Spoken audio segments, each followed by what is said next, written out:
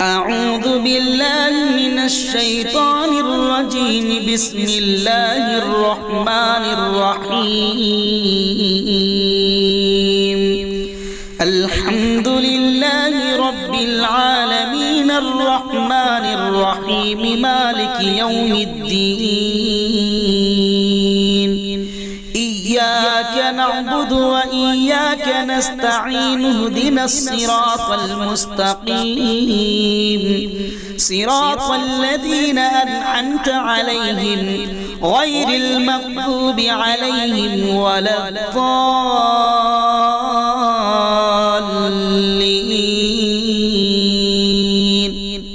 بسم الله الرحمن الرحيم.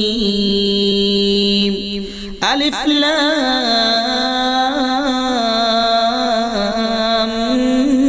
ميم. ذلك الكتاب لا ريب فيه هدى للمتقين الذين يؤمنون بالغيب ويقيمون الصلاة ومما رزقناهم ينفقون والذين يؤمنون بما أنزل إليك وما أنزل من قبلك وبالآخرة هم يوقنون. أولئك على هدى من ربهم وأولئك هم المفلحون. إن الذين كفروا سواء عليهم أأنذرتهم أم لم تنذرهم لا يؤمنون. ختم الله على قلوبهم وعلى سمعهم وعلى أبصارهم غشاوة ولهم عذاب عظيم. ومن الناس من يقول آمنا بالله وباليوم الآخر وما هم بمؤمنين. يخادعون الله والذين آمنوا وما يخدعون إلا أنفسهم وما يشعرون. في قلوبهم مرض فزادهم الله مرضا ولهم عذاب أليم بما كانوا يكذبون. وإذا قيل لهم لا تفسدوا في الأرض قالوا إنما نحن مصلحون. ألا إنهم هم المفسدون ولكن لا يشعرون. وإذا قيل لهم آمنوا كما آمن الناس قالوا أنؤمن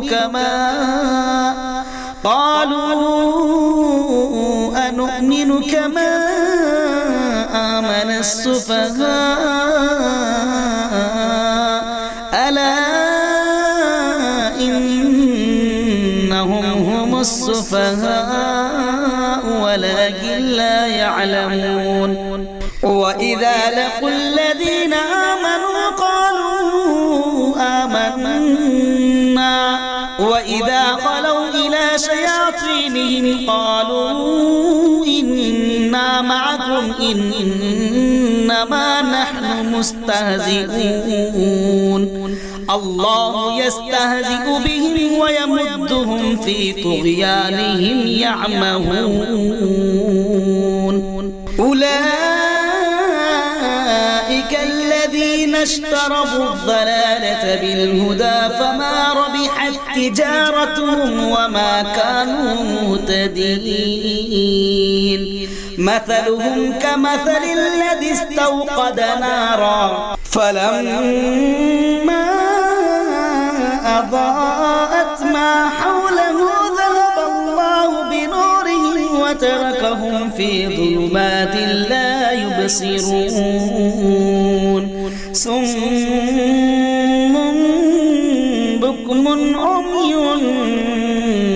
فهم لا يرجعون أو كصيب من السماء فيه ظلمات ورعد وبرق يجعلون أصابعهم في آذانهم من الصواعق حذر الموت والله محيط بالكافرين يكاد البرق يخطف أبصارهم كلما أضاء لهم مشوا فيه وإذا أظلم عليهم قاموا ولو شاء الله لذهب بسمعهم وأبصارهم إن الله على كل شيء قدير يا أيها الناس اعبدوا ربكم الذي خلقكم والذين من قبلكم لعلكم تتقون الذي جعل لكم الأرض فراشا والسماء بناء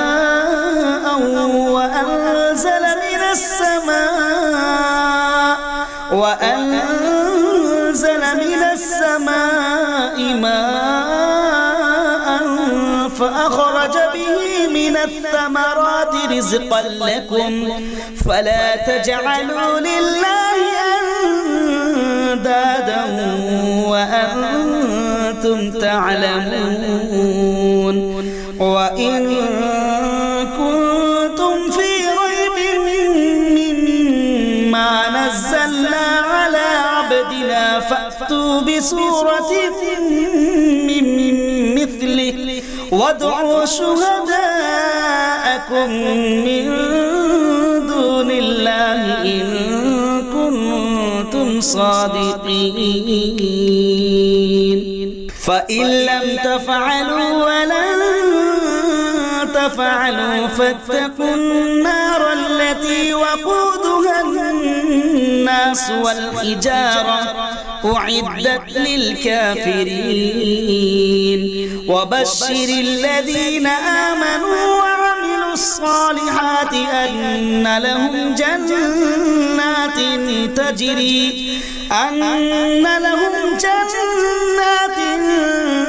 تجري من تحتها الأنهار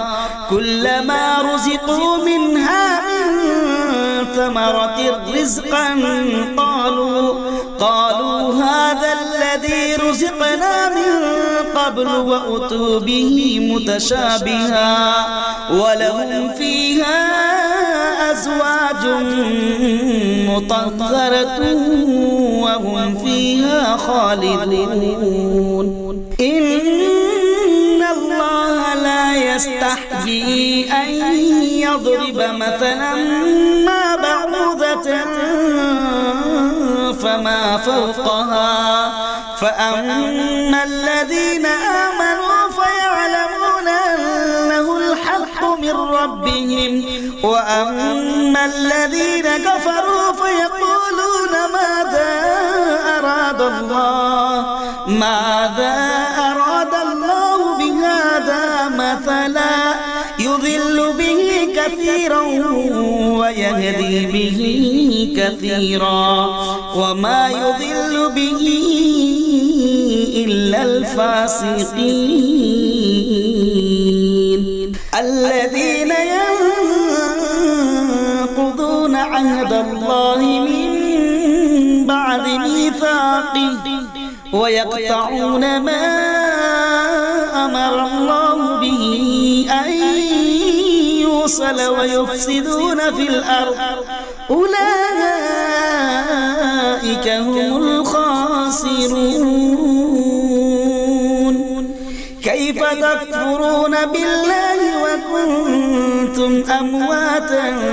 فأحياكم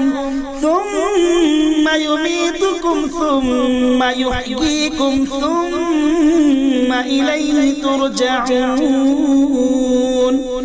هو الذي خلق لكم ما في الأرض جميعا ثم استوى إلى السماء فسواهن 7 سماوات وهو بكل شيء عليم وإذ قال ربك للملائكة إني جاعل في الأرض خليفة قالوا أتجعل فيها من يفسد فيها ويسفك الدماء ونحن نسبح بحمدك ونقدس لك قال إني أعلم ما لا تعلمون وعلم آدم الأسماء كلها ثم عرضهم على الملائكة فقال أنبئوني بأسماء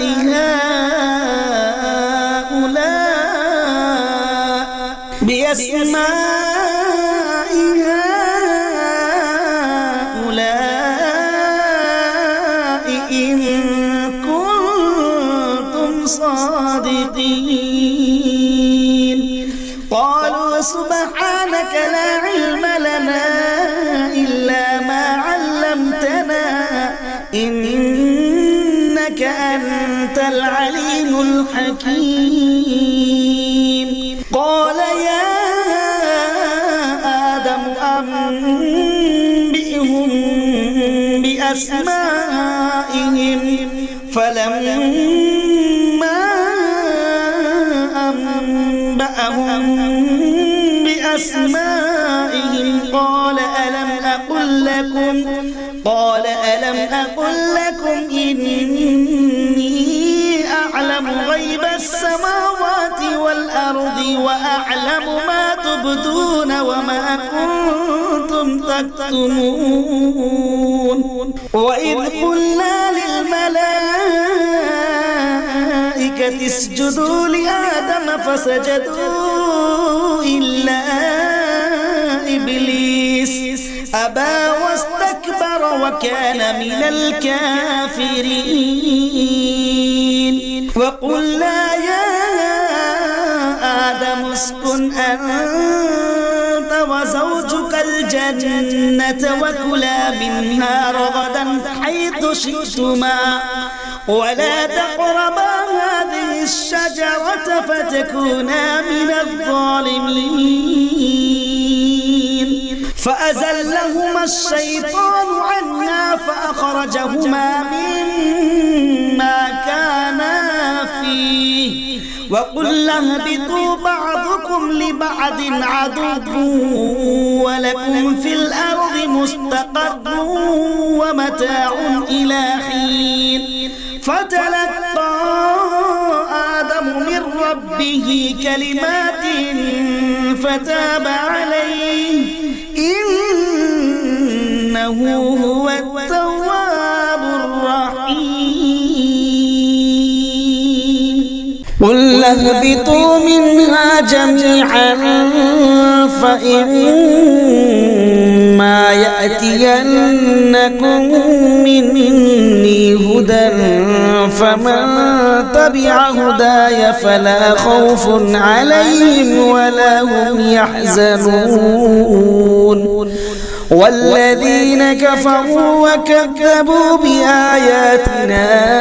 أولئك أصحاب النار هم فيها خالدون يا بني إسرائيل اذكروا نعمتي التي أنعمت عليكم وأوفوا بعهدي أوف بعهدكم وإياي فارهبون وآمنوا بما أنزلت مصدقا لما معكم ولا تكونوا أول كافر به ولا تشتروا بآياتي ثمنا قليلا وإياي فاتقون ولا تلبسوا الحق بالباطل وتكتموا الحق وأنتم تعلمون وأقيموا الصلاة وآتوا الزكاة واركعوا مع الراكعين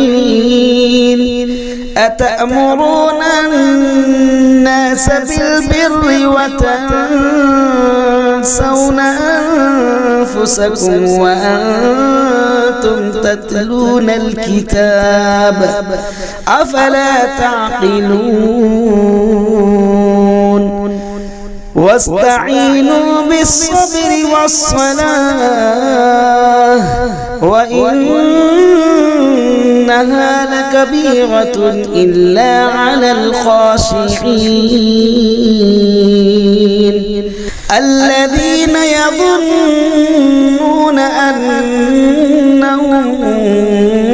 ملاقو ربهم وأنهم إليه راجعون يا بني إسرائيل اذكروا نعمتي التي أنعمت عليكم وأني فضلتكم على العالمين واتقوا يوما لا تجزي نفس عن نفس شيئا ولا يقبل منها شفاعة ولا يؤخذ منها عدل ولا هم ينصرون وإذ نجيناكم من آل فرعون يسومونكم سوء العذاب يذبحون أبناءكم ويستحيون نساءكم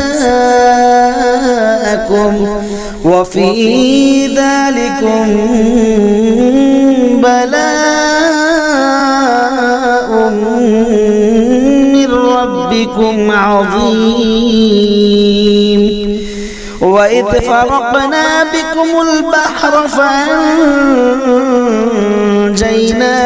وأغرقنا آل فرعون وأنتم تنظرون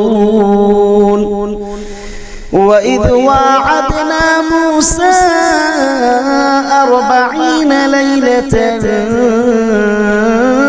ثم اتخذتم العجل من بعده وأنتم ظالمون ثم عفونا عنكم من بعد ذلك لعلكم تشكرون وإذ آتينا موسى الكتاب والفرقان لعلكم تهتدون وإذ قال موسى لقومه يا قوم إنكم ظلمتم أنفسكم باتخاذكم العجل فتوبوا إلى بارئكم فاقتلوا أنفسكم ذلكم خير لكم عند بارئكم فتاب عليكم إنه إنه هو التواب الرحيم وإذ قلتم يا موسى لن نؤمن لك حتى نرى الله جهرة فأخذتكم الصاعقة وأنتم تنظرون ثم بعثناكم من بعد موتكم لعلكم تشكرون وظللنا عليكم الغمام وأنزلنا عليكم المن والسلوى كلوا من طيبات ما رزقناكم وما ظلمونا ولكن كانوا أنفسهم يظلمون وإذ قلنا ادخلوا هذه القرية فكلوا منها حيث شئتم رغدا وادخلوا الباب سجدا وقولوا حطة نغفر لكم خطاياكم وسنزيد المحسنين فبدل الذين ظلموا قولا غير الذي قيل لهم فأنزلنا على الذين ظلموا رجزا من السماء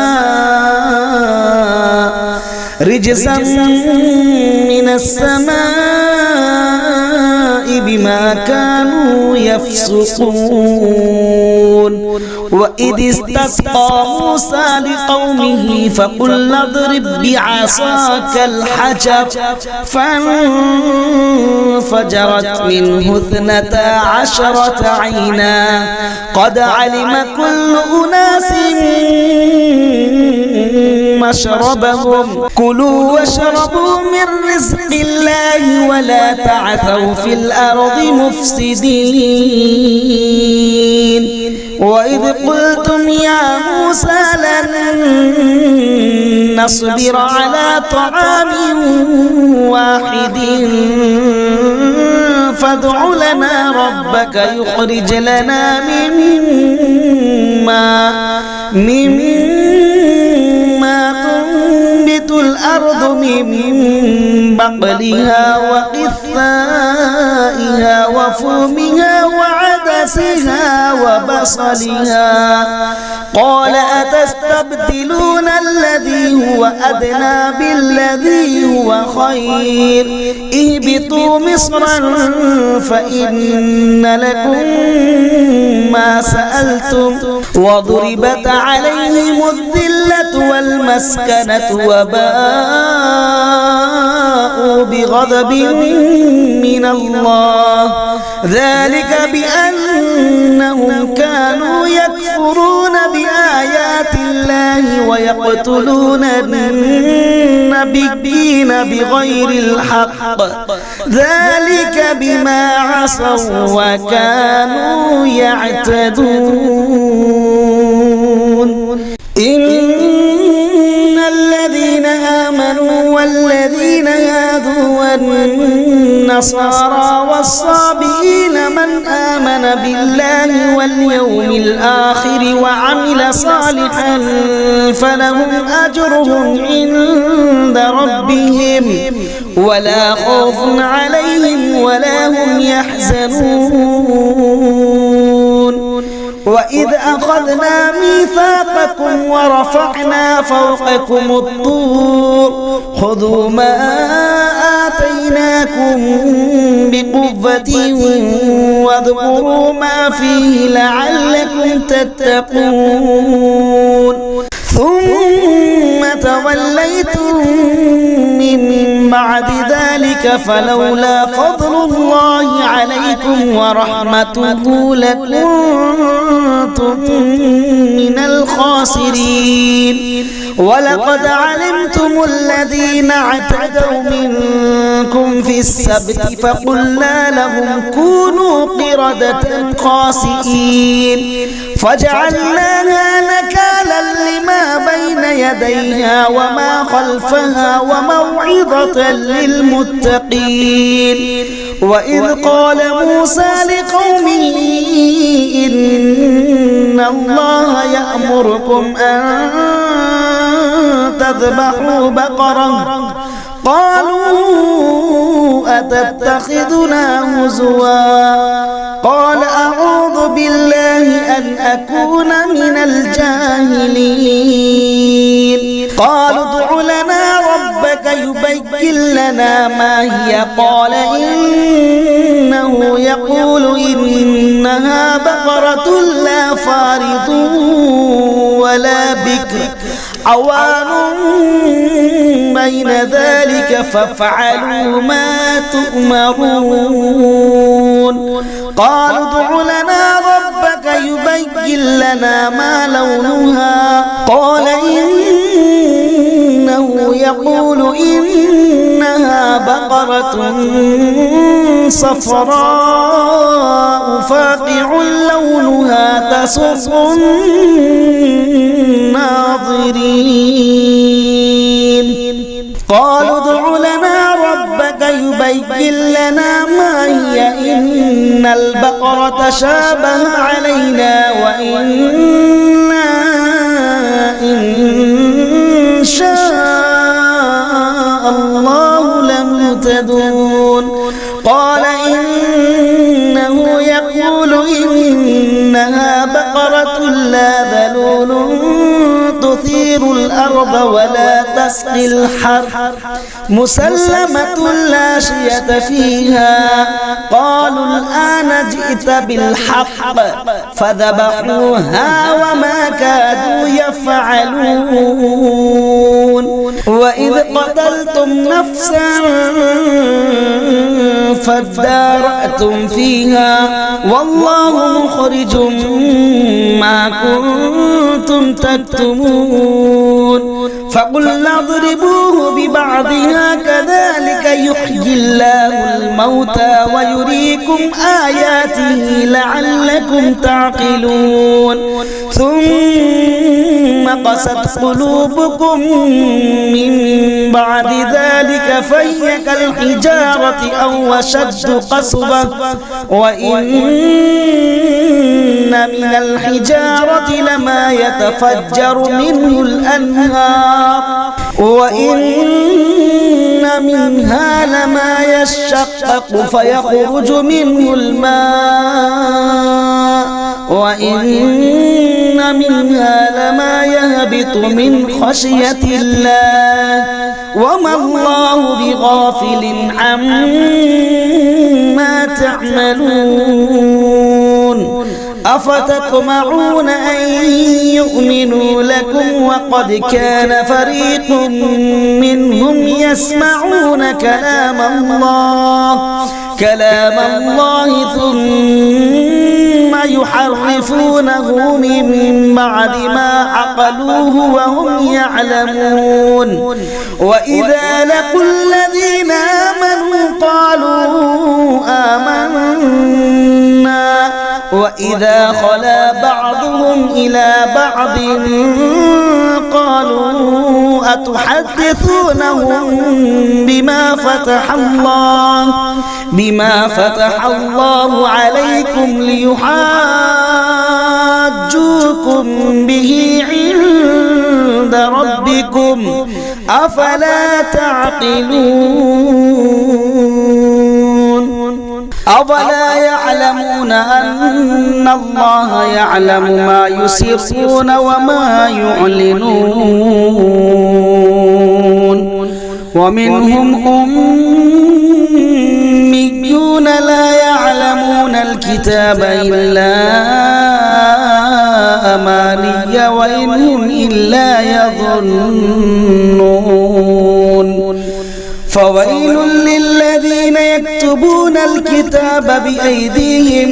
ثم يقولون هذا من عند الله ليشتروا به ثمنا قليلا فويل لهم مما كتبت أيديهم وويل لهم ما يكسبون وقالوا لن تمسنا النار إلا أياما معدودة قل أتخذتم عند الله عهدا فلن يخلف الله عهده أم تقولون على الله ما لا تعلمون بلى من كسب سيئة وأحاطت به خطيئته فأولئك أصحاب النار هم فيها خالدون والذين آمنوا وعملوا الصالحات أولئك أصحاب الجنة هم فيها خالدون وإذ أخذنا ميثاق بني إسرائيل لا تعبدون إلا الله وبالوالدين إحسانا وذي القربى واليتامى والمساكين وقولوا للناس حسنا وأقيموا الصلاة وآتوا الزكاة ثم توليتم إلا قليلا منكم وأنتم معرضون وإذا أخذنا ميثاقكم لا تسفكون دماءكم ولا تخرجون أنفسكم من دياركم ثم أقررتم وأنتم تشهدون ثم أنتم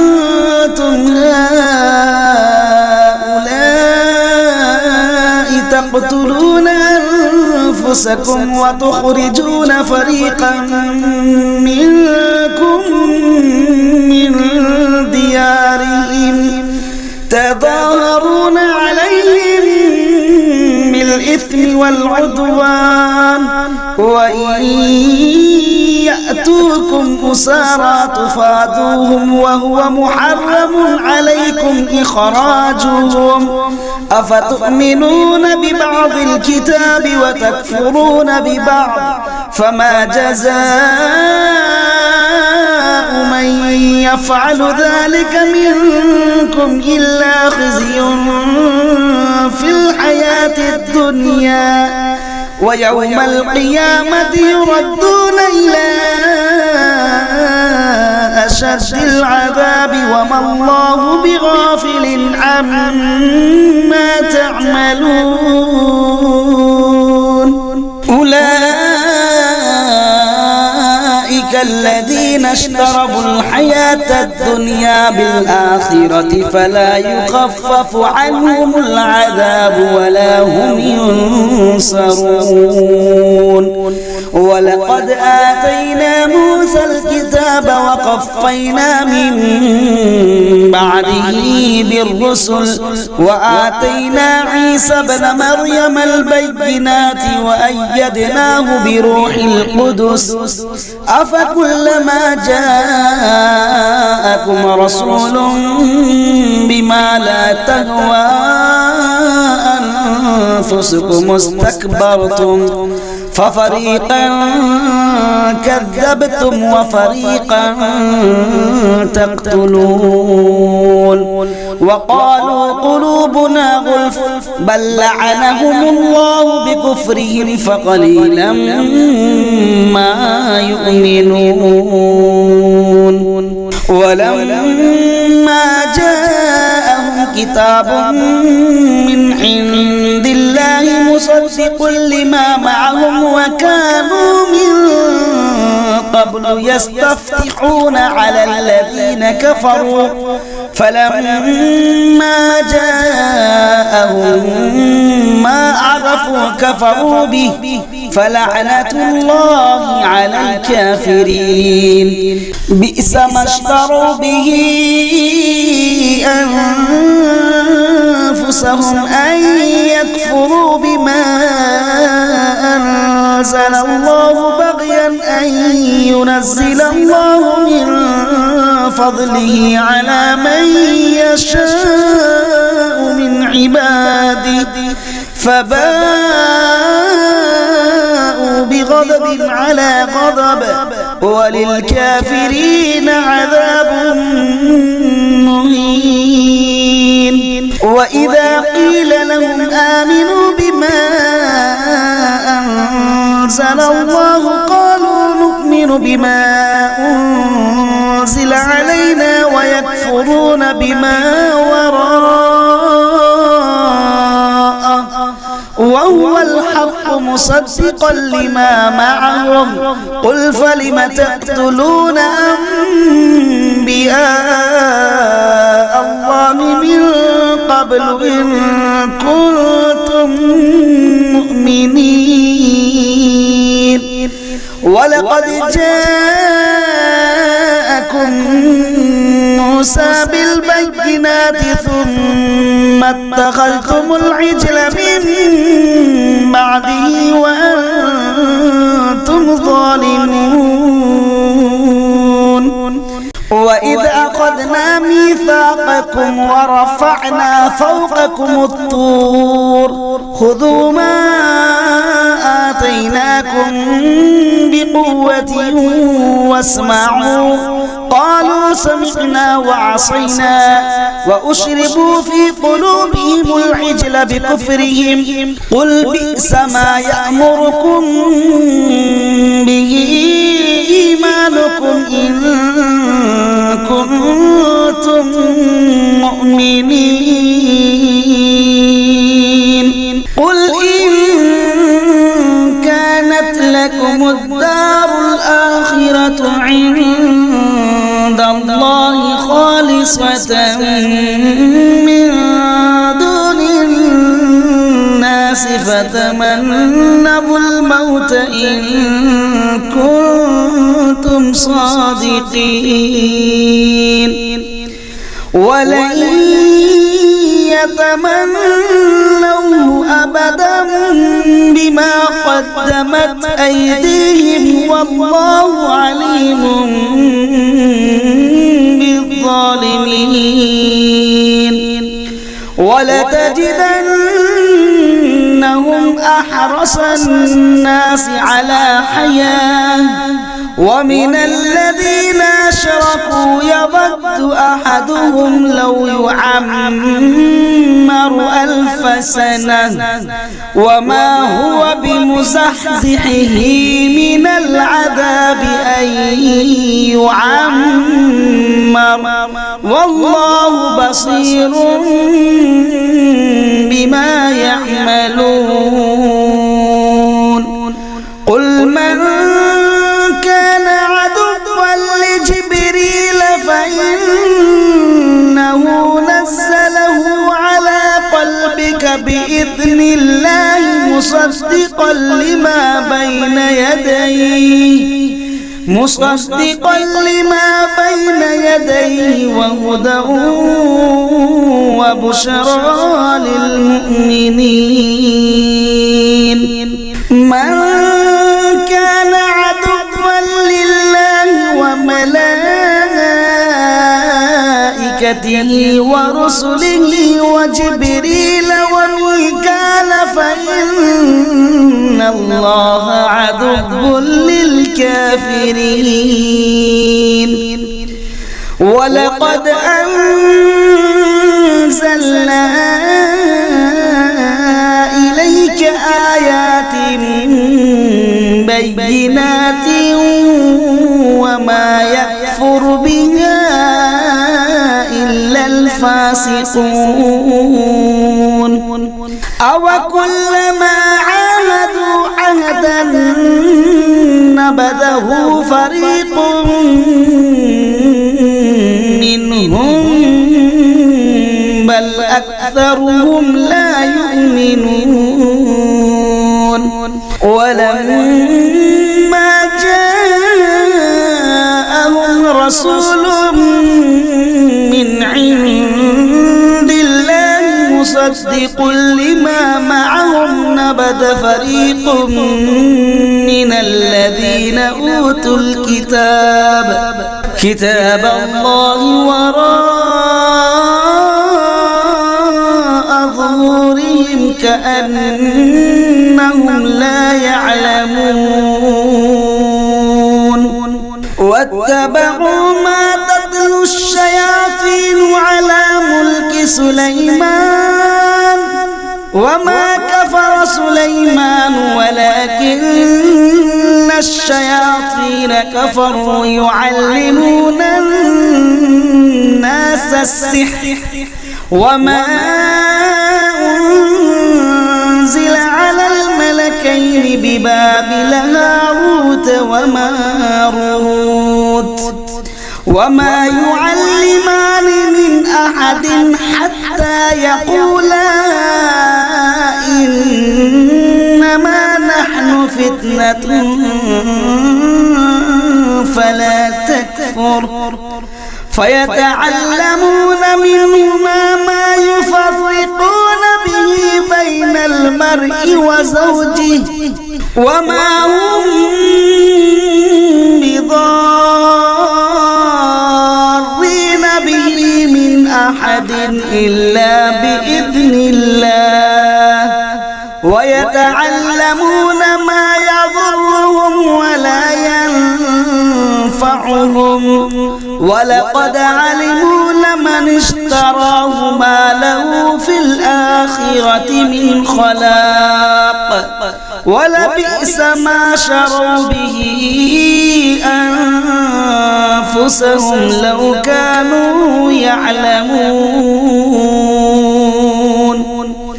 ولو أنهم آمنوا واتقوا لمثوبة من عند الله خير لو كانوا يعلمون يا أيها الذين آمنوا لا تقولوا راعنا وقولوا انظرنا واسمعوا وللكافرين عذاب أليم ما يود الذين كفروا من أهل الكتاب ولا المشركين أن ينزل عليكم من خير من ربكم والله يختص برحمته من يشاء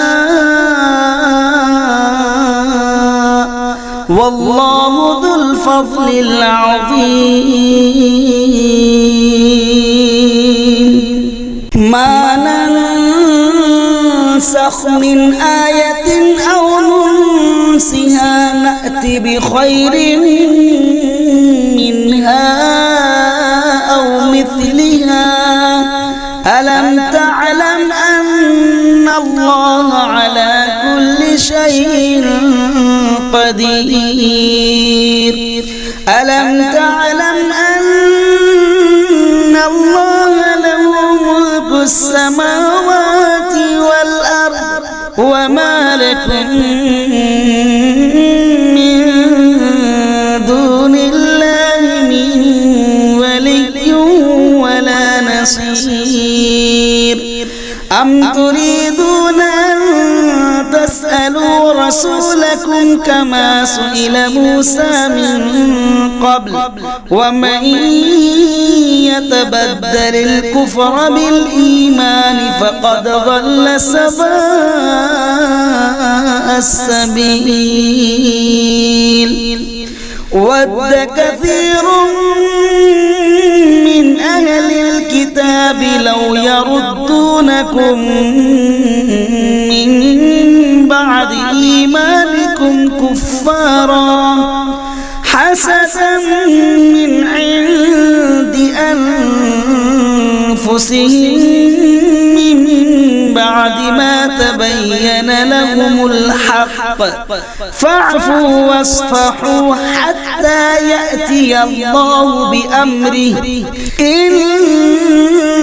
الله على كل شيء قدير وأقيموا الصلاة وآتوا الزكاة وما تقدموا لأنفسكم من خير تجدوه عند الله إن الله بما تعملون بصير وقالوا لن يدخل الجنة إلا من كان هودا أو نصارى تلك أمانيهم قل هاتوا برهانكم إن كنتم صادقين بلى من أسلم وجهه لله وهو محسن فله أجره عند ربه ولا خوف عليهم ولا هم يحزنون وقالت اليهود ليست النصارى على شيء وقالت النصارى ليست اليهود على شيء وهم يتلون الكتاب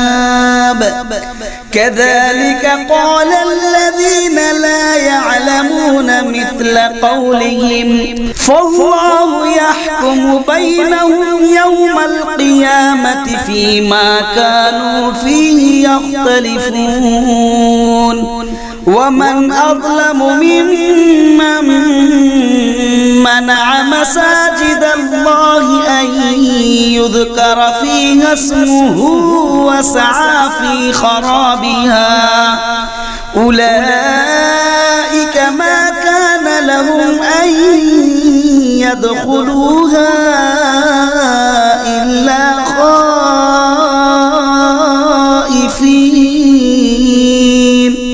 لهم في الدنيا خزي ولهم في الآخرة عذاب عظيم ولله المشرق والمغرب فأينما تولوا فثم وجه الله إن الله واسع عليم وقالوا اتخذ الله ولدا سبحانه بل له ما في السماوات والأرض كل له قانتون بديع السماوات والأرض وإذا قضى أمرا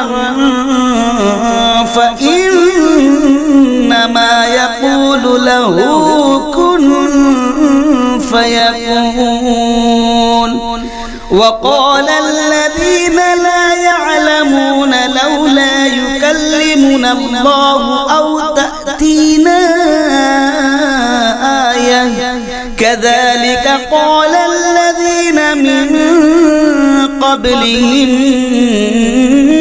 مثل قولهم تشابهت قلوبهم قد بينا الآيات لقوم يوقنون إنا أرسلناك بالحق بشيرا ونذيرا ولا تسأل عن أصحاب الجحيم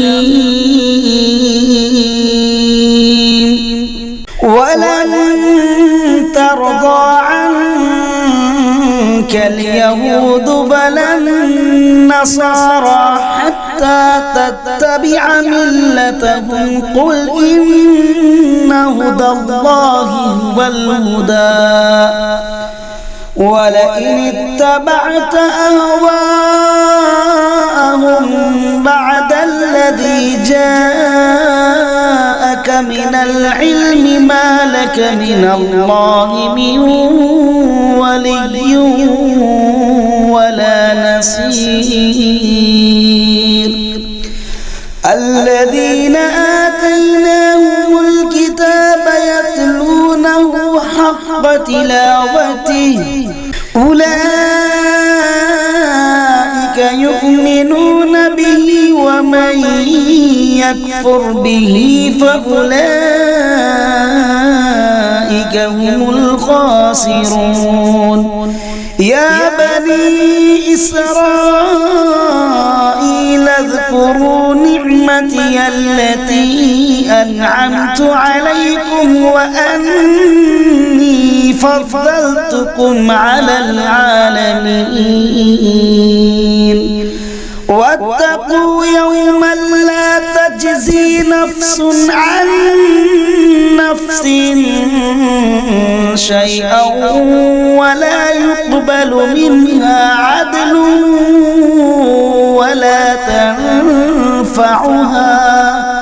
ولا تنفعها شفاعة ولا هم ينصرون وإذ ابتلى إبراهيم ربه بكلمات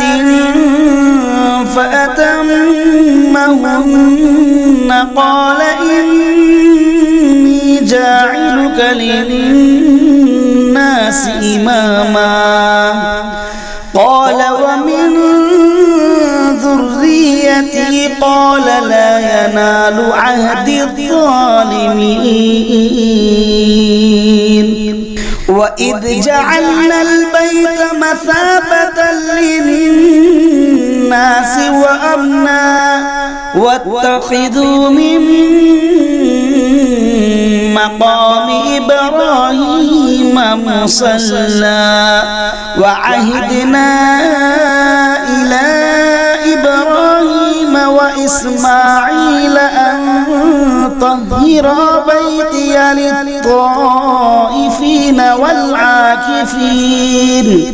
والعاكفين والركع السجود وإذ قال إبراهيم رب اجعل هذا بلدا آمنا وارزق أهله من الثمرات من آمن منهم بالله واليوم الآخر قال ومن كفر فأمتعه قليلا ثم أضطره إلى عذاب النار وبئس المصير وإذ يرفع إبراهيم القواعد من البيت وإسماعيل ربنا تقبل منا إنك أنت السميع العليم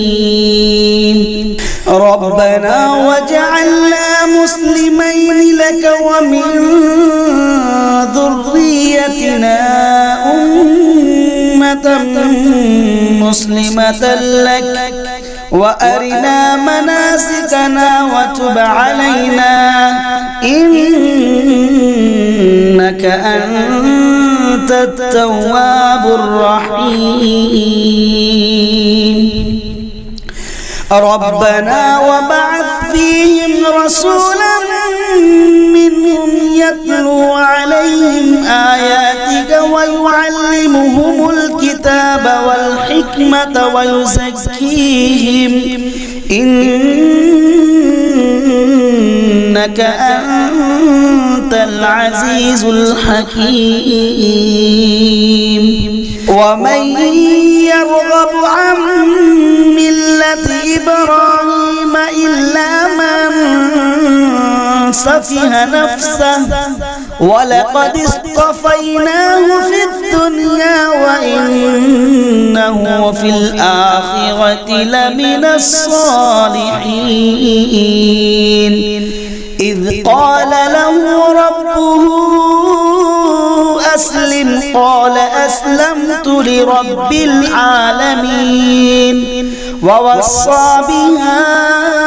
إبراهيم بنيه ويعقوب يا بني إن الله اصطفى لكم الدين فلا تموتن إلا وأنتم مسلمون أم كنتم شهداء إذا حضر يعقوب الموت إذ قال لبنيه ما تعبدون من بعدي قالوا نعبد إلهك وإله آبائك إبراهيم وإسماعيل وإسحاق إلها واحدا ونحن له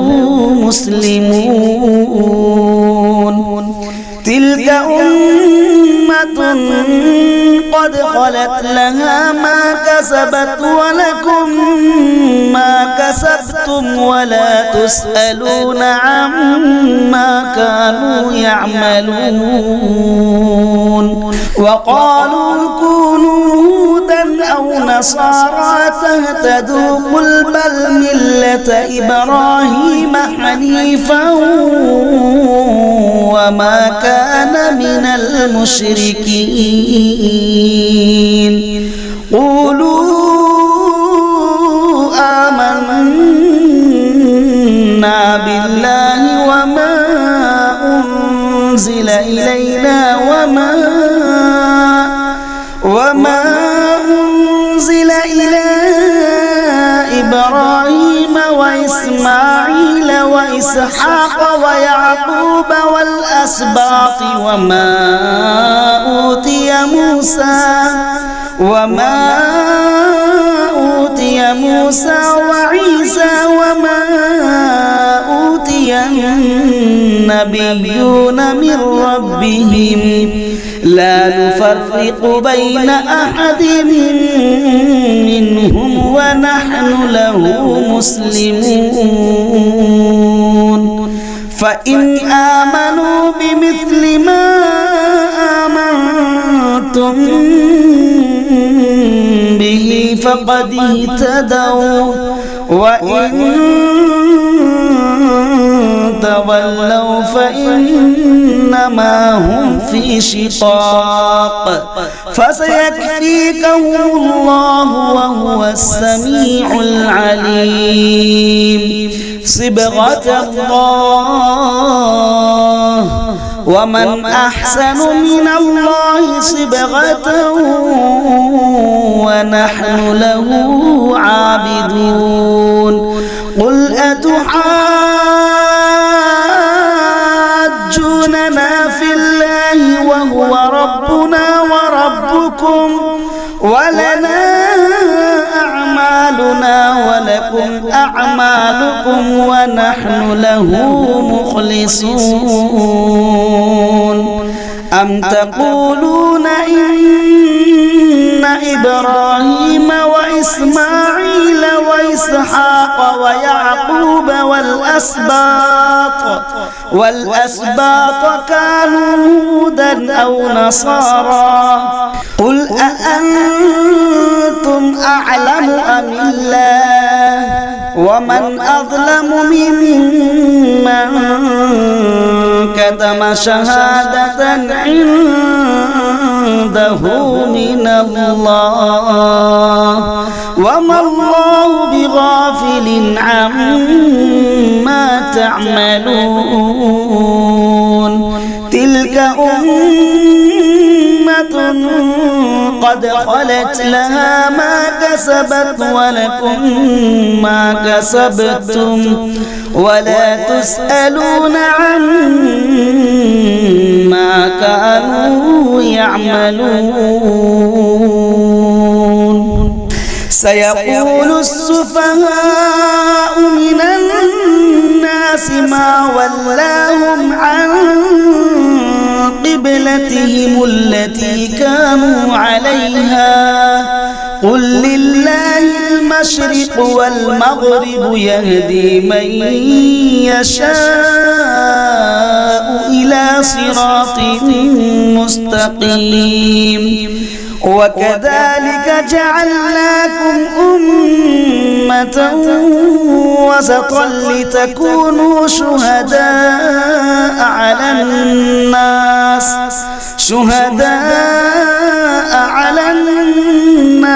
ويكون الرسول عليكم شهيدا وما جعلنا القبلة التي كنت عليها إلا لنعلم من يتبع الرسول ممن ينقلب على عقبيه وإن كانت لكبيرة إلا على الذين هدى الله وما كان الله ليضيع إيمانكم إن الله بالناس لرؤوف رحيم قد نرى تقلب وجهك في السماء فلنولينك قبلة ترضاها فول وجهك شطر المسجد الحرام وحيث ما كنتم فولوا وجوهكم شطره وإن الذين أوتوا الكتاب ليعلمون أنه الحق من ربهم وما الله بغافل عما يعملون ولئن أتيت الذين أوتوا الكتاب بكل آية ما تبعوا قبلتك وما أنت بتابع قبلتهم وما بعضهم بتابع قبلة بعض ولئن اتبعت أهواءهم من بعد ما جاءك من العلم إنك إذا لمن الظالمين الذين آتيناهم الكتاب يعرفونه كما يعرفون أبناءهم وإن فريقا منهم ليكتمون الحق وهم يعلمون الحق من ربك فلا تكونن من الممترين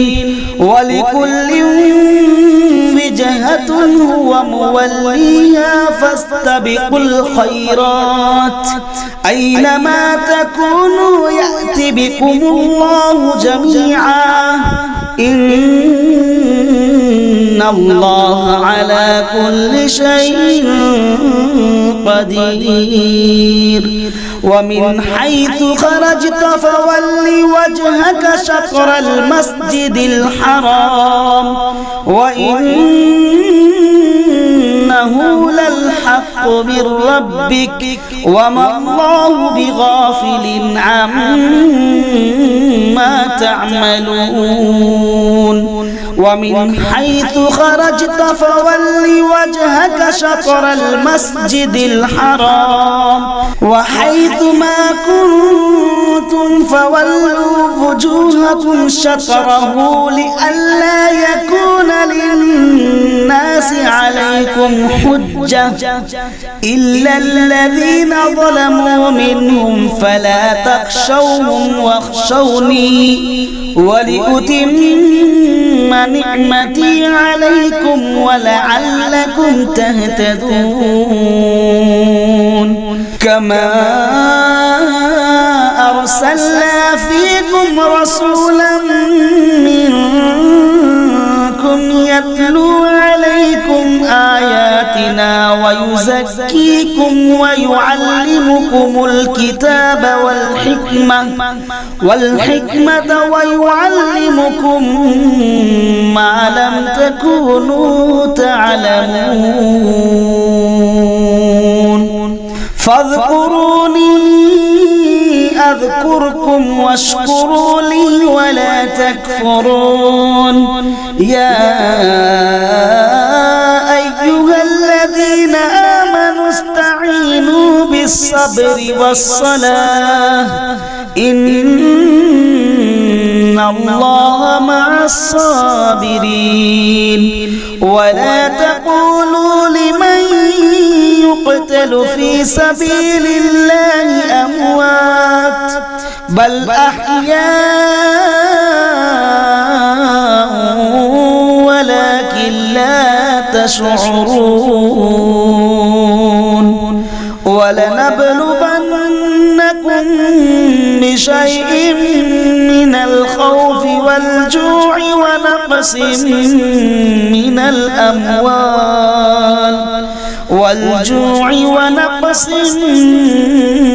من الأموال والأنفس والثمرات وبشر الصابرين الذين إذا أصابتهم مصيبة قالوا إنا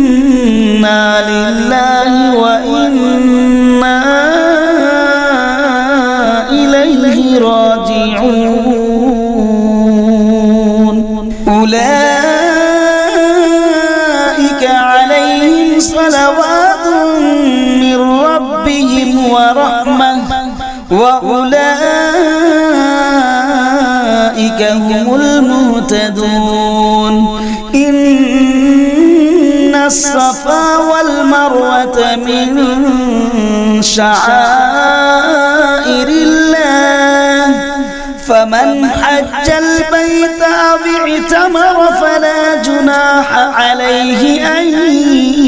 يطوف بهما ومن تطوع خيرا فإن الله شاكر عليم إن الذين يكتمون ما أنزلنا من البينات والهدى من بعد ما بيناه للناس في الكتاب أولئك يلعنهم الله ويلعنهم اللاعنون إلا الذين تابوا وأصلحوا وبينوا فأولئك أتوب عليهم وأنا التواب الرحيم إن الذين كفروا وماتوا وهم كفار أولئك عليهم لعنة الله والملائكة والناس أجمعين خالدين فيها لا يخفف عنهم العذاب ولا هم ينظرون وإلهكم إله واحد لا إله إلا هو الرحمن الرحيم إن في خلق السماوات السماوات والأرض واختلاف الليل والنهار والفلك التي تجري في البحر بما ينفع الناس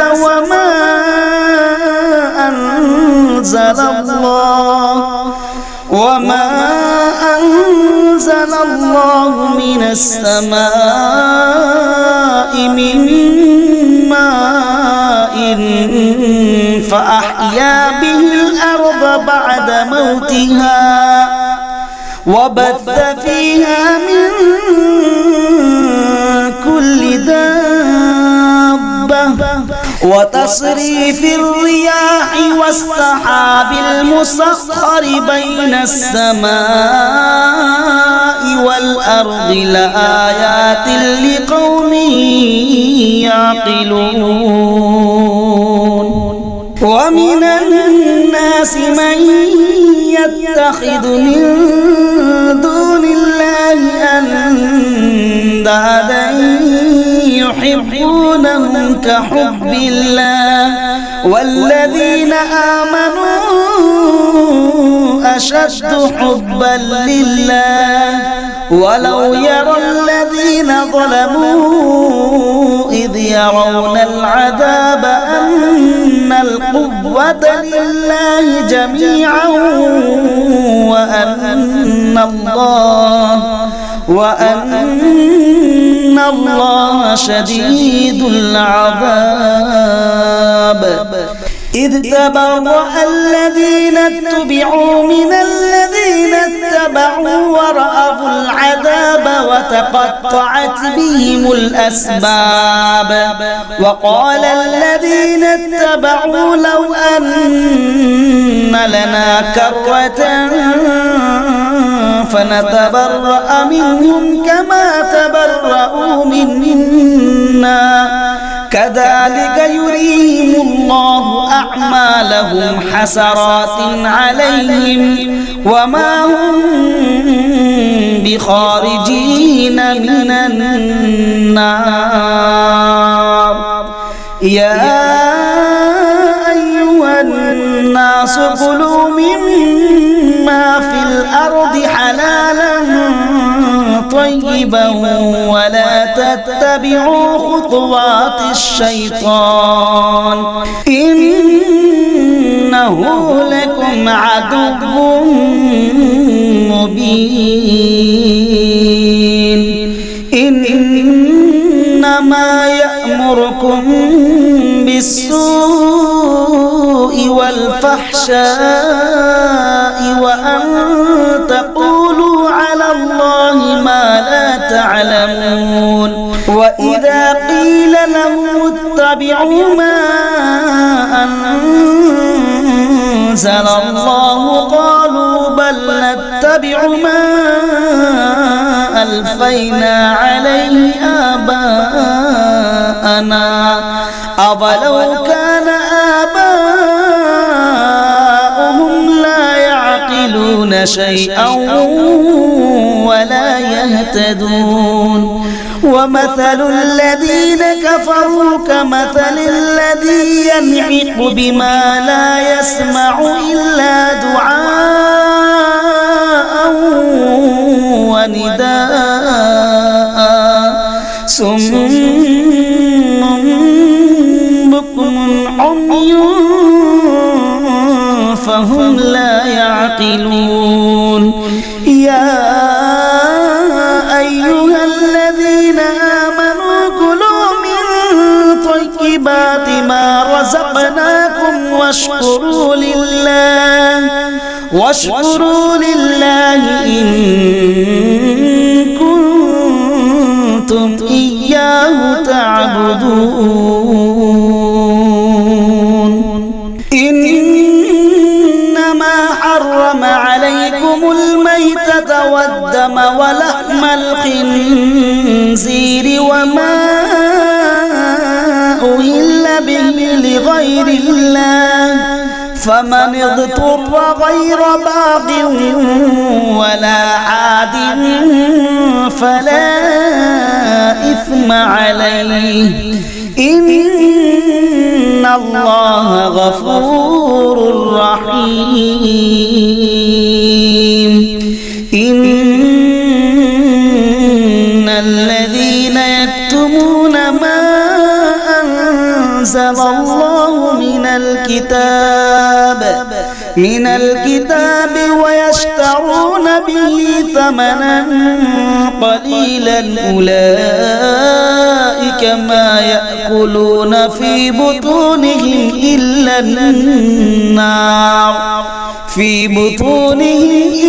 النار ولا يكلمهم الله يوم القيامة ولا يزكيهم ولهم عذاب أليم أولئك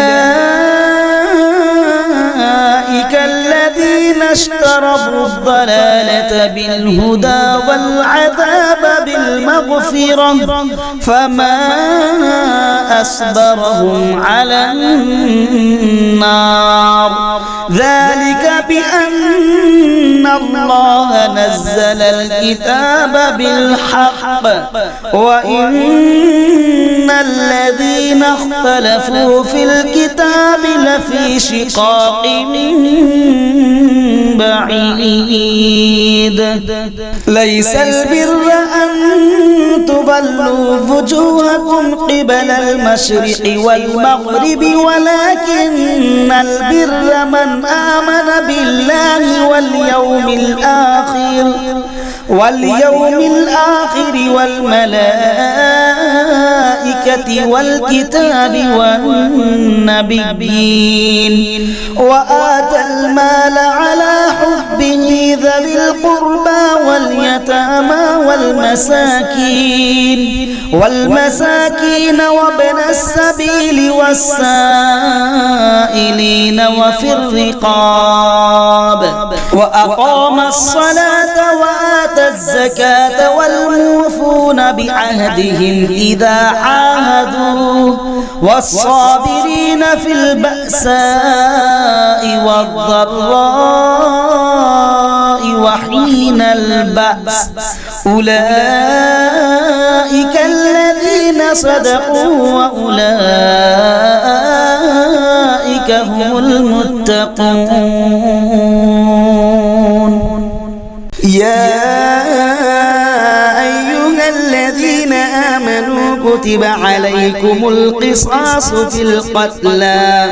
الحر بالحر والعبد بالعبد والأنثى بالأنثى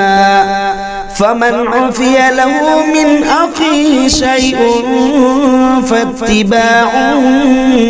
بالمعروف وأداء إليه بإحسان ذلك تخفيف من ربكم ورحمة فمن اعتدى بعد ذلك فله عذاب أليم ولكم في القصاص حياة يا أولي الألباب لعلكم تتقون كتب عليكم إذا حضر أحدكم الموت إن ترك خيرا الوصية للوالدين والأقربين بالمعروف حقا على المتقين فمن بدله بعدما سمعه فإنما إثمه على الذين يبدلون إن الله سميع عليم فمن خاف من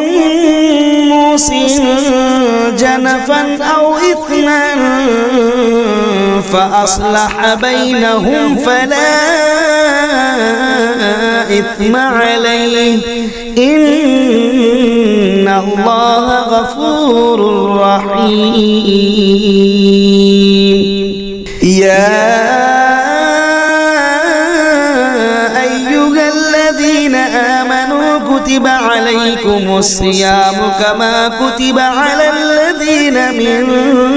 قبلكم لعلكم تتقون أياما معدودات فمن كان منكم مريضا أو على سفر فعدة من أيام أخر وعلى الذين يطيقونه فدية طعام مسكين فمن تطوع خيرا فهو خير له وأن تصوموا خير لكم إن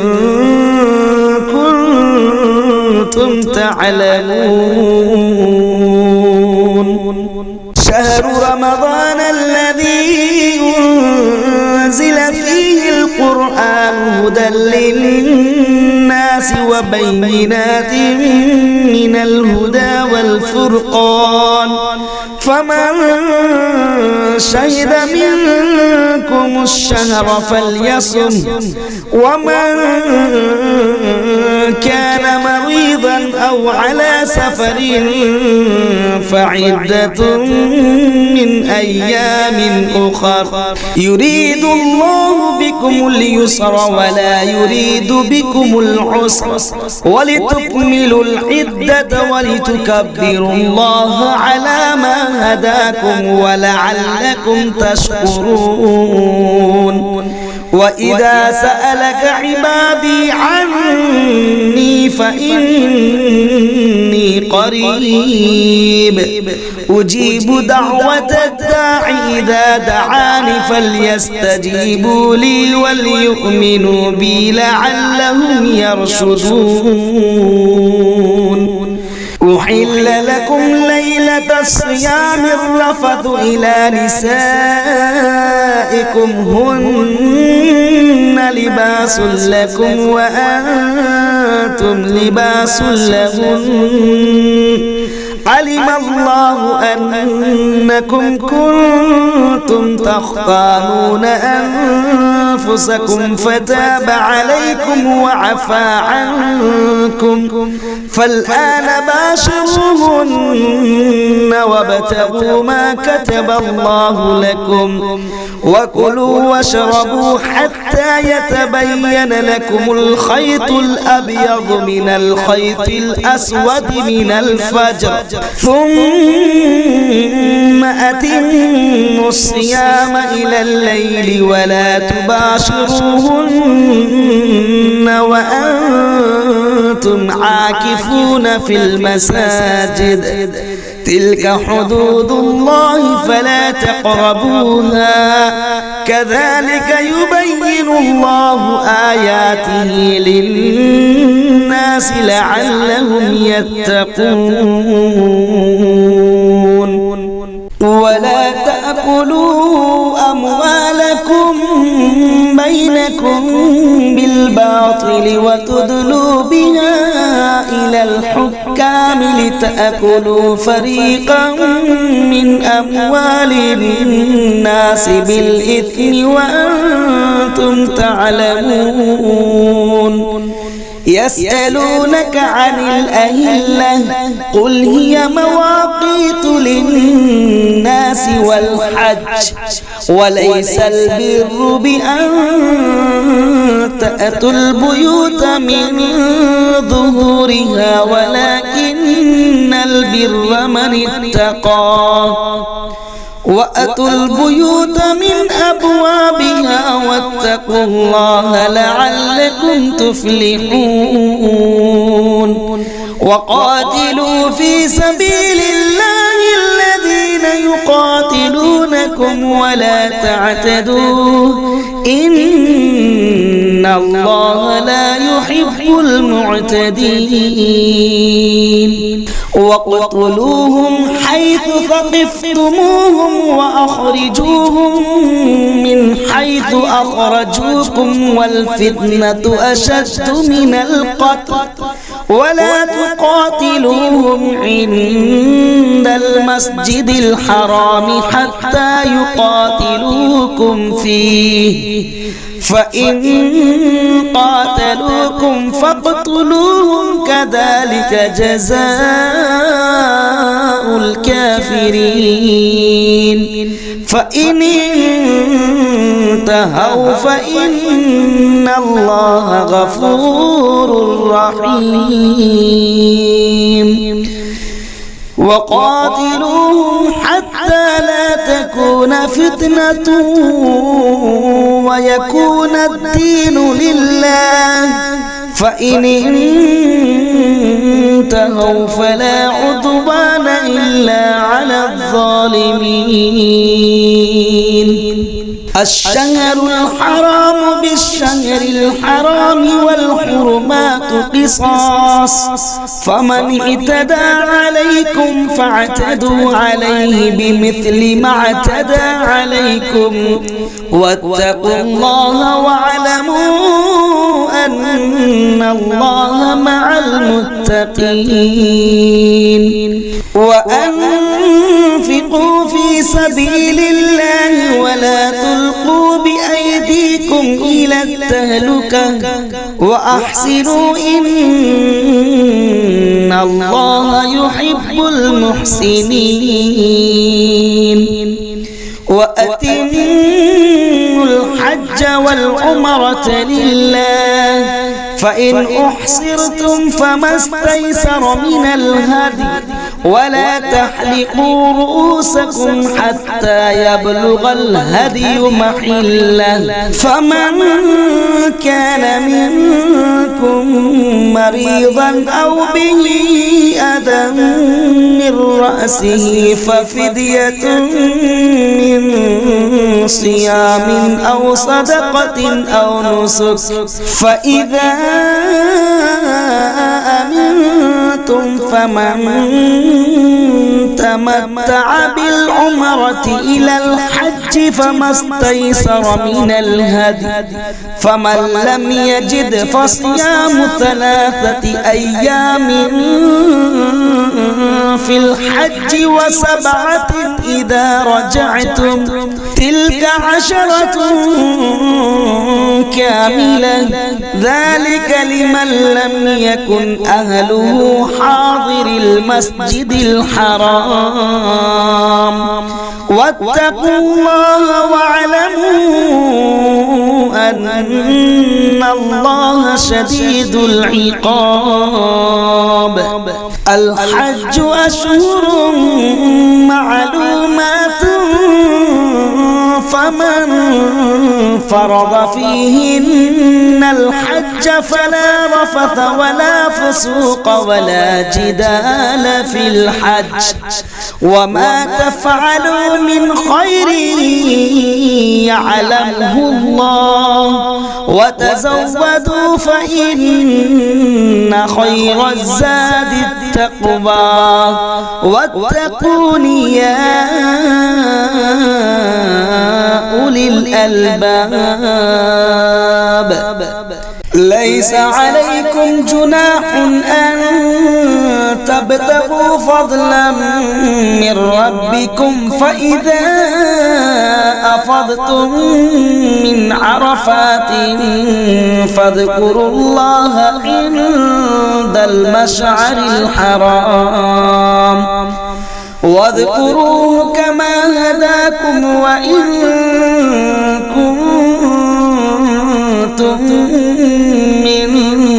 قبله لمن الضالين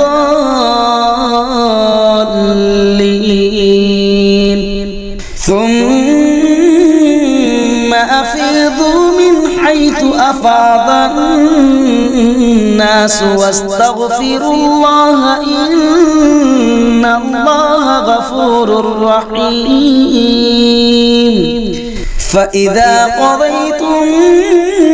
مناسككم فاذكروا الله كذكركم آباءكم أو أشد ذكرا فمن الناس من يقول ربنا آتنا في الدنيا وما له في الآخرة من خلاق ومنهم من يقول ربنا آتنا في الدنيا حسنة وفي الآخرة حسنة وقنا عذاب النار أولئك لهم نصيب مما كسبوا والله سريع الحساب واذكروا الله في أيام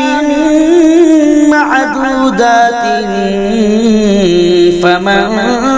تعجل في يومين فلا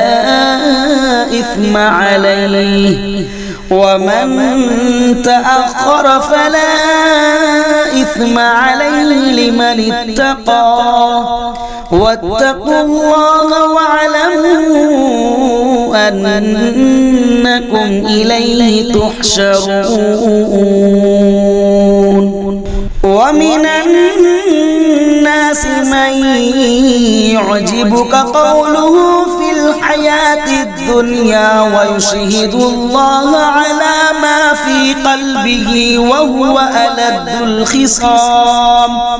وإذا تولى سعى في الأرض ليفسد فيها ويهلك الحرث والنسل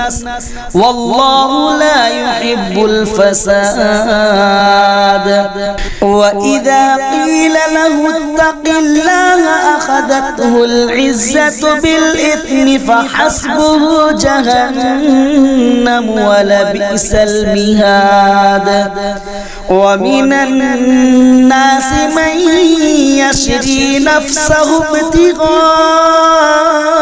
مرضات الله والله رؤوف بالعباد يا أيها الذين آمنوا ادخلوا في السلم كافة ولا تتبعوا خطوات الشيطان إنه لكم عدو مبين فإن زللتم من بعد ما جاءتكم البينات فاعلموا أن الله عزيز حكيم هل ينظرون إلا أن يأتيهم الله في ظلل من الغمام والملائكة وقضي الأمر وإلى الله ترجع الأمور سل بني إسرائيل كم آتيناهم من آية بينة ومن يبدل نعمة الله من بعد ما جاءته فإن الله شديد العقاب زين للذين كفروا الحياة الدنيا ويسخرون من الذين آمنوا والذين اتقوا فوقهم يوم القيامة والله يرزق من يشاء بغير حساب كان الناس أمة واحدة فبعث الله النبيين مبشرين ومنذرين وأنزل معهم الكتاب بالحق ليحكم بين الناس فيما اختلفوا فيه وما اختلف فيه إلا الذين أوتوه من بعد ما جاءتهم البينات بغيا بينهم فهدى الله الذين آمنوا لما اختلفوا فيه من الحق بإذنه والله يهدي من يشاء إلى صراط مستقيم أم حسبتم أن تدخلوا الجنة ولما يأتكم مثل الذين خلوا من قبلكم مستهم البأساء والضراء وزلزلوا حتى يقول الرسول والذين آمنوا معه متى نصر الله ألا إن نصر الله قريب يسألونك ماذا ينفقون قل ما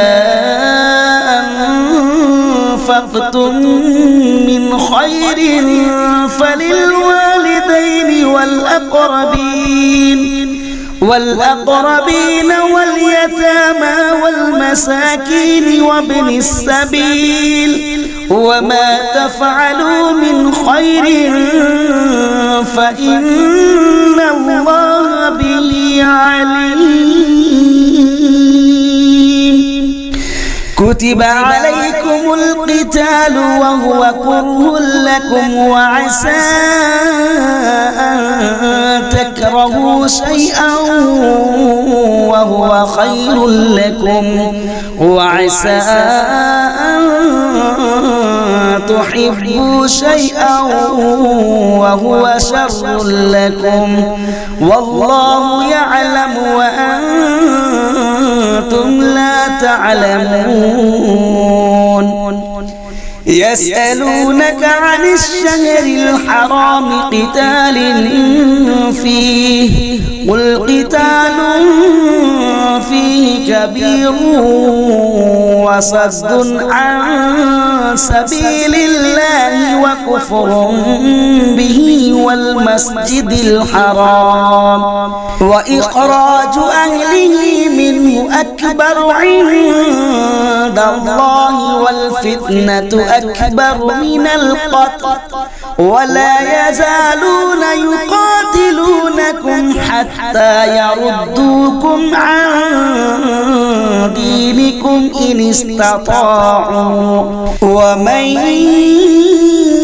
يرتد منكم عن دينه فيمت وهو كافر فأولئك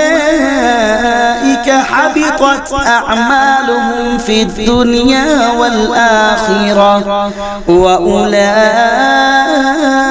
أصحاب النار هم فيها خالدون إن الذين آمنوا والذين هاجروا وجاهدوا في سبيل الله أولئك يرجون رحمة الله والله غفور رحيم يسألونك عن الخمر والميسر قل فيهما إثم كبير ومنافع للناس وإثمهما أكبر من نفعهما ويسألونك ماذا ينفقون قل العفو كذلك يبين الله لكم الآيات لعلكم تتفكرون في الدنيا والآخرة ويسألونك عن اليتامى قل إصلاح لهم خير وإن تخالطوهم فإخوانكم والله يعلم المفسد من المصلح ولو شاء الله لأعنتكم إن الله عزيز حكيم ولا تنكحوا المشركات حتى يؤمنن ولأمة مؤمنة خير من مشركة ولو أعجبتكم ولا تنكحوا المشركين حتى يؤمنوا ولعبد مؤمن خير من مشرك ولو أعجبكم أولئك يدعون إلى النار والله يدعو إلى الجنة والمغفرة بإذنه ويبين آياته للناس لعلهم يتذكرون ويسألونك عن المحيض قل هو أذى فاعتزلوا النساء في المحيض ولا تقربوهن حتى يطهرن فإذا تطهرن فأتوهن من حيث أمركم الله إن الله يحب التوابين ويحب المتطهرين نساؤكم حرث لكم فأتوا حرثكم أنى شئتم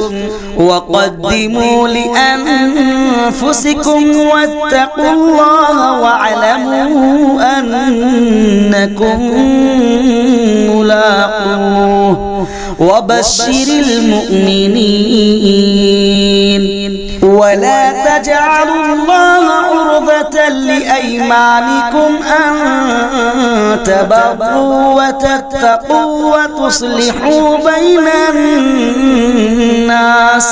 والله سميع عليم لا يؤاخذكم الله باللغو في أيمانكم ولكن يؤاخذكم بما كسبت قلوبكم والله غفور حليم للذين يؤلون من نسائهم تربص 4 أشهر فإن فاءوا فإن الله غفور رحيم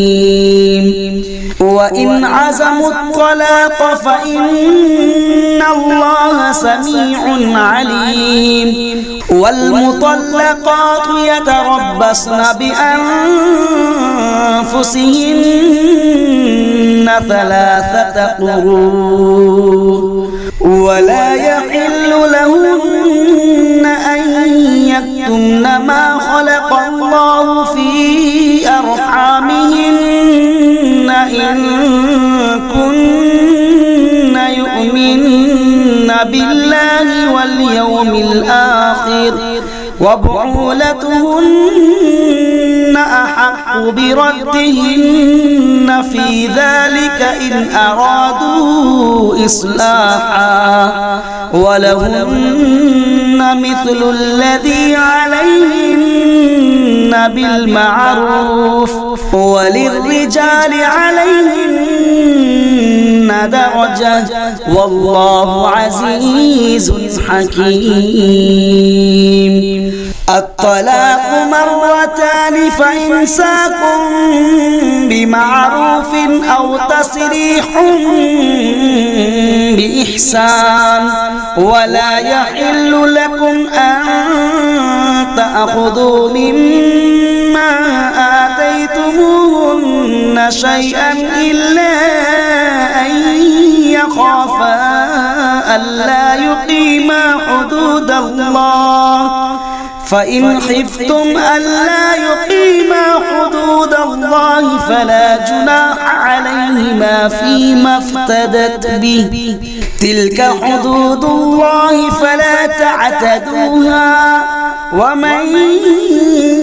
يتعد حدود الله فأولئك هم الظالمون فإن طلقها فلا تحل له من بعد حتى تنكح زوجا غيره فإن طلقها فلا جناح عليهما أن يتراجعا إن ظنا أن يقيما حدود الله وتلك حدود الله يبينها لقوم يعلمون وإذا طلقتم النساء فبلغن أجلهن فأمسكوهن بمعروف أو سرحوهن بمعروف ولا تمسكوهن ضرارا لتعتدوا ومن يفعل ذلك فقد ظلم نفسه ولا تتخذوا آيات الله هزوا واذكروا نعمة الله عليكم وما أنزل عليكم من الكتاب والحكمة يعظكم به واتقوا الله واعلموا أن الله بكل شيء عليم وإذا طلقتم النساء فبلغن أجلهن فلا تعضلوهن أن ينكحن أزواجهن إذا تراضوا بينهم بالمعروف ذلك يوعظ به من كان منكم يؤمن بالله واليوم الآخر ذلكم أزكى لكم وأطهر والله يعلم وأنتم لا تعلمون والوالدات يرضعن أولادهن حولين كاملين لمن أراد أن يتم الرضاعة وعلى المولود له رزقهن وكسوتهن بالمعروف لا تكلف نفس إلا وسعها لا تضار والدة بولدها ولا مولود له بولده وعلى الوارث مثل ذلك فإن أرادا فصالا عن تراض منهما وتشاور فلا جناح عليهما وإن أردتم أن تسترضعوا أولادكم فلا جناح عليكم إذا سلمتم ما آتيتم بالمعروف واتقوا الله واعلموا أن الله بما تعملون بصير والذين يتوفون منكم ويذرون أزواجا يتربصن بأنفسهن 4 أشهر و10 فإذا بلغن أجلهن فلا جناح عليكم فيما فعلن في أنفسهن بالمعروف والله بما تعملون خبير ولا جناح عليكم فيما عرضتم به من خطبة النساء أو أكننتم في أنفسكم علم الله أنكم ستذكرونهن ولكن لا تباعدوهن سرا إلا أن تقولوا قولا معروفا ولا تعزموا عقدة النكاح حتى يبلغ الكتاب أجله واعلموا أن الله يعلم ما في أنفسكم فاحذروه واعلموا أن الله غفور حليم لا جناح عليكم إن طلقتم النساء ما لم تمسوهن أو تفرضوا لهن فريضة ومتعوهن على الموسع قدره وعلى المقتر قدره متاعا بالمعروف حقا على المحسنين وإن طلقتموهن من قبل أن تمسوهن وقد فرضتم لهن فريضة فنصف ما فرضتم إلا أن يعفون أو يعفو الذي بيده عقدة النكاح وأن تعفوا أقرب للتقوى ولا تنسوا الفضل بينكم إن الله بما تعملون بصير حافظوا على الصلوات والصلاة الوسطى وقوموا لله قانتين فإن خفتم فرجالا أو ركبانا فإذا أمنتم فاذكروا الله كما علمكم ما لم تكونوا تعلمون والذين يتوفون منكم ويذرون أزواجا وصية لأزواجهم متاعا إلى الحول غير إخراج فإن خرجن فلا جناح عليكم فيما فعلن في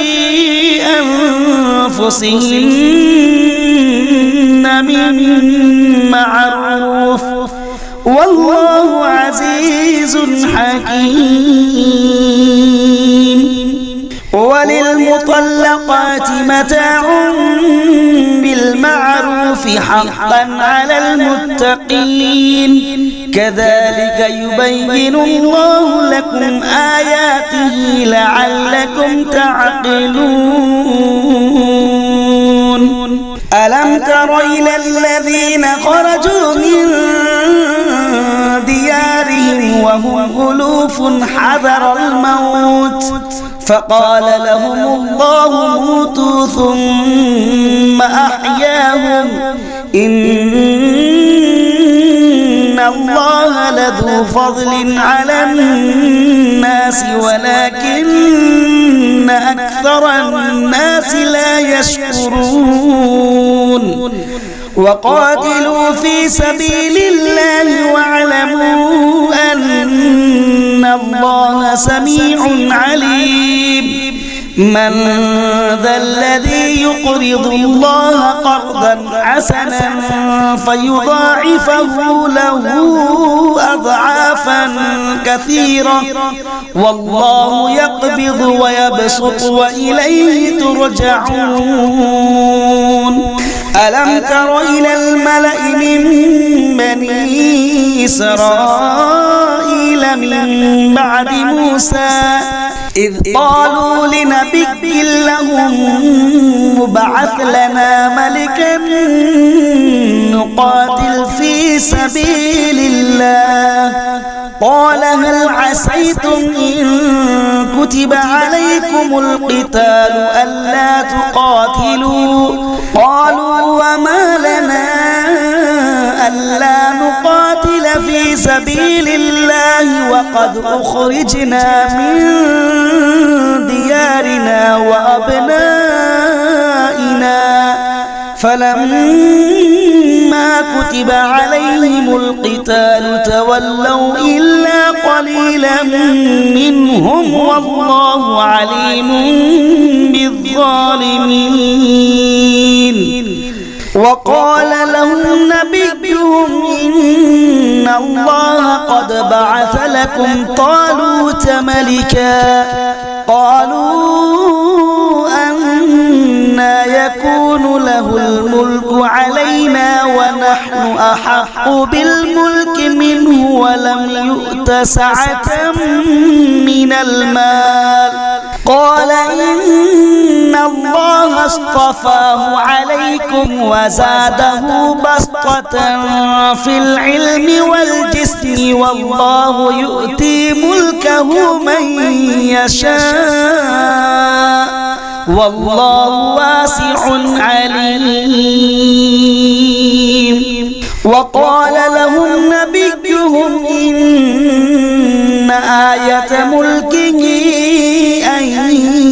يأتيكم التابوت فيه سكينة من ربكم وبقية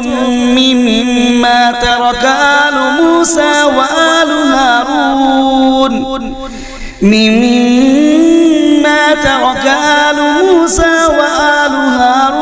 تحمل الملائكة إن في ذلك لآية لكم إن كنتم